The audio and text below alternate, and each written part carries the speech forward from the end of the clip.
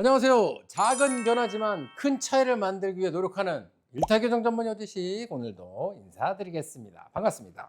좋은 결과를 위해서는 좀 인내의 시간이 필요한 것 같기는 한데 그렇죠. 빨리 끝내려고만 하면 치아 쓰러짐이 발생할 수 있다는 걸 들었거든요. 만약에 철사를 가지고 우리가 교정을 한다라고 가정을 하면 이 장치를 이제 치아에 붙이게 되죠. 아주 제일 약한 철사 1000분의 12인치짜리 와이어를 씁니다. 감은 안 오시겠지만 굉장히 얇은 철사예요. 브라켓에 연결을 합니다. 그러면 그 치아의 동요도를 만들어내죠. 1000분의 22인치 슬롯을 사용을 하는데 치아들을 이제 이동시킬 수 있는 철길이 완성되는 게 보통은 1925 SS입니다. 거기까지 올라가는데 시간이 꽤 걸리거든요. 그래서 그때까지는 사실 치아를 많이 당기거나 배열을 하는 데만 신경을 쓰지 공간을 없애거나 하는 데 쓰지는 않아요. 따라서 이제 그때 조급하게 빨리 공간 없애겠다고 막 당기게 되면 치아가 쓰러질 수 있죠. 철사가 버티는 힘 가운데 철길이 있는데 철길을 만약에 구리선으로 깔았다. 근데 이제 무거운 기차가 이렇게 지나가다 보면 구리선이 이렇게 흔들거릴 수 있으면 탈선을 하겠죠. 결국 그 탈선이 치아 쓰러짐으로 나타난다 라고 볼 수 있습니다. 두 번째는 이제 인비절라인 같은 경우에 플라스틱으로 치아를 미는데 너무 빨리 계속 꼈다 뺐다 하는 거를 하게 되면 치아의 뿌리가 이동할 시간을 충분히 허용하지 않은 상태에서 계속 다른 장치, 새 장치를 끼게 되면 치아가 쓰러지겠죠. 왜냐면 한쪽은 미는데 뿌리가 못 쫓아가니까 그런 경우에 쓰러짐이 발생하기도 합니다. 전문이라면 사실은 쓰러짐의 현상을 많이 만들어내지는 않는다라고 저는 생각을 합니다. 제너럴 프랙티셔너도 사실 교정을 할 수 있잖아요. 그런 분들은 이제 조급하게 하다 보면 쓰러짐의 증상이 일어나고 그걸 해결하기 위해서 많은 노력들을 해야 되니까 치료 기간이 늘어나고 좋지 않은 결과물들이 나타날 수는 있겠지만 만약에 교정 전문의를 찾아서 교정을 하신다면 이런 일들이 흔하게 일어난다라고 말씀드리지는 않겠습니다. 그럼 보통 쓰러지는 건 당기는 힘에 의해서 생기는 것 같은데 악궁합장 장치나 고무줄이 좀 당기는 힘이 있는 편이잖아요. 네. 그럼 이런 장치를 할 때 치아 쓰러짐이 발생하는 경우가 더 많아질 수도 있나요?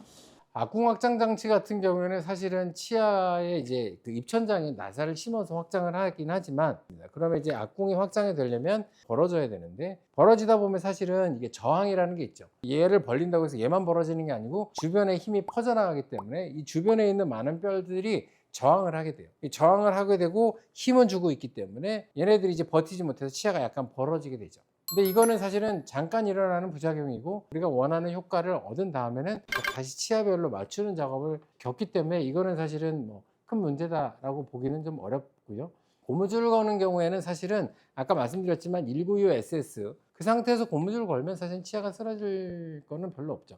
다만 앞니 같은 경우에는 사실은 뻗어져 있는 것들이잖아요. 이런 경우에는 전후방적인 고무줄을 썼을 때 주걱적인 경우에 이제 고무줄을 오래 장기간 쓰다 보면 아래에 있는 하악 전치들은 뿌리가 작고 사이즈 작은 치아들이라 뒤쪽으로 쓰러지는 현상이 발생되긴 합니다. 이거는 사실 개개 치아가 쓰러진다기보다 아래에 있는 전체 6개 치아가 뒤로 쓰러지는 거기 때문에 이런 것들은 어느 정도 사실 예상을 해서 아래에 있는 뿌리가 뒤쪽으로 이동하는 토크라고 하는 우리가 사용하는 게 직사각형 철사를 쓰기 때문에 토크 조절이 가능해요. 뿌리의 전후방적인 조절, 좌우의 조절을 다 우리가 할 수 있기 때문에 교정의사가 고무줄을 쓸 때는 처방을 따로 합니다. 말씀드리는 요지는 뭐냐면 교정의사는 이런 쓰러짐의 증상이나 이런 것들을 어느 정도 다 머릿속으로 갖고 있고 예상을 하고 있기 때문에 그런 것들을 예방하기 위한 조치들을 하면서 고무줄을 쓴다.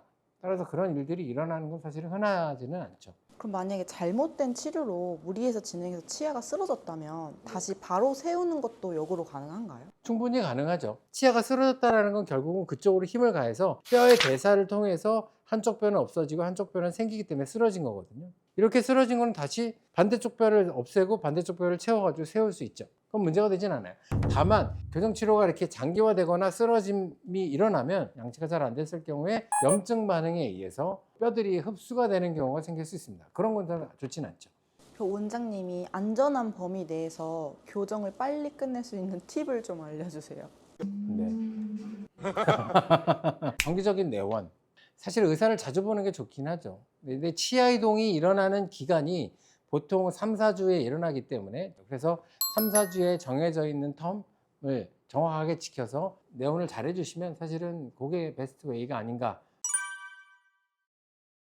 오늘은 빠르게 한다고 해서 문제가 되는 건 아니다. 잘못하기 때문에 문제가 일어나고 치아가 쓰러진다. 이렇게 말씀드리고 싶습니다. 우리나라에서 인정하는 교정 전문의들의 레벨이 되게 높아요.